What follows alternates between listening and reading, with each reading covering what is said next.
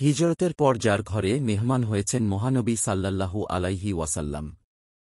হিজরতের সময় ইয়াসরিবের, বর্তমান মদিনার, মুসলমানরা শুনতে পান, শেষ নবী মক্কা থেকে তার সঙ্গীদের নিয়ে ইয়াসরিবে, মদিনা, হিজরত করবেন। এই বার্তায় গোটা ইয়াসরিবে আনন্দের বন্যা ছড়িয়ে পড়ে। আল্লাহর বন্ধু শ্রেষ্ঠ নবী মুহাম্মাদুর রাসূলুল্লাহ সাল্লাল্লাহু আলাইহি ওয়াসাল্লামকে উষ্ণ অভ্যর্থনা জানিয়ে বরণ করতে শুরু হয় নানা প্রস্তুতি। অবশেষে দীর্ঘ প্রতীক্ষার পর নবীজি সাল্লাল্লাহু আলাইহি ওয়াসাল্লাম এর আগমন ঘটে। তারা রাসূল সাল্লাল্লাহু আলাইহি ওয়াসাল্লামকে পরম ভালোবাসা ও আগ্রহের সঙ্গে বরণ করে নেন। প্রত্যেকে মনে মনে আকাঙ্ক্ষা করছিল যে নবীজি সাল্লাল্লাহু আলাইহি ওয়াসাল্লাম যেন তার ঘরে মেহমান হন। কিন্তু নবীজি সাল্লাল্লাহু আলাইহি ওয়াসাল্লাম বলেন, আমার বাহন আদিষ্ট। যার ঘরের সামনে সে বসবে, সেখানেই আমার অবাসস্থল হবে। রাসূল সাল্লাল্লাহু আলাইহি ওয়াসাল্লামের বাহন হাঁটছে। এরপর সবাই তার বাহনের পেছনে ছুটছে। আশা ভালোবাসার অস্থির চোখে সবাই দেখার অপেক্ষায় সেই সৌভাগ্যবান ব্যক্তিটিকে, যার ঘরের সামনে বাহন বসবে এবং নবীজি তার মেহমান হবেন। অবশেষে রাসূল সাল্লাল্লাহু আলাইহি ওয়াসাল্লামের বাহনটি আবু আইয়ুব আনসারী রাদিয়াল্লাহু আনহু এর ঘরের সামনে থামল। রাসূল সাল্লাল্লাহু আলাইহি ওয়াসাল্লাম তার ঘরের অতিথি হলেন। মহানবী সাল্লাল্লাহু আলাইহি ওয়াসাল্লাম এর সেবাযত্নে আবু আইয়ুব আনসারী রাদিয়াল্লাহু আনহু সবসময় ব্যস্ত থাকতেন। রাসূলের থাকা খাওয়া চলাফেরায় যেন কোনো ধরনের অসুবিধা না হয় সেদিকে সতর্ক ছিলেন তিনি। এ সময় তিনি মেহমানদারির সর্বোৎকৃষ্ট উপমা স্থাপন করেন।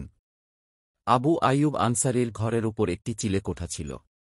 তিনি ভাবলেন, রাসূল সাল্লাল্লাহু আলাইহি ওয়াসাল্লাম সম্মানিত, আমাদের মাথার তাজ। তিনি আমাদের উপরে উপরতলায় থাকবেন, এটাই ভালো হবে।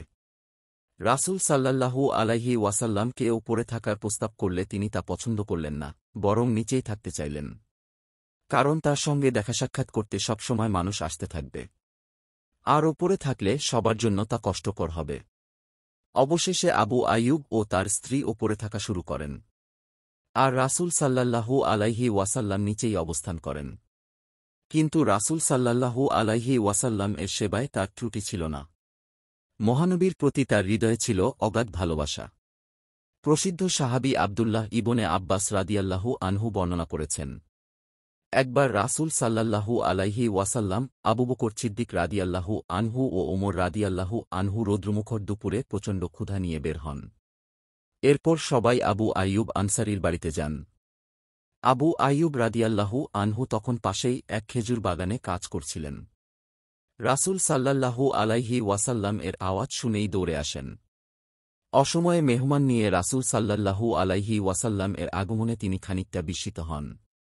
দ্রুত তিনি খেজুর বাগানে গিয়ে একটি খেজুরের কাঁদি কেটে আনেন। কাঁদিতে কাঁচা, পাকা, আধা পাকা সব ধরনের খেজুরে ভরপুর ছিল।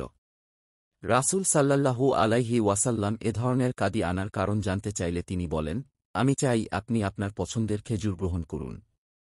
আমি জানি না এই মুহূর্তে আপনার কোন ধরনের খেজুর বেশি পছন্দ, তাই সব ধরনের খেজুরের একটি কাঁদি কেটে এনেছি। এরপর তিনি একটা ছাগলছানা জবাই করলেন। স্ত্রীকে বলেন ভালো করে রুটি বানাতে। ছাগলের অর্ধেক রসালো করে রান্না করা হয়, বাকি অর্ধেক দিয়ে কাবাব তৈরি করা হয়। এখানেও তিনি রাসূল সাল্লাল্লাহু আলাইহি ওয়াসাল্লামের পছন্দকে প্রাধান্য দেন। সহিহ ইবনে হিব্বান হাদিস 5193।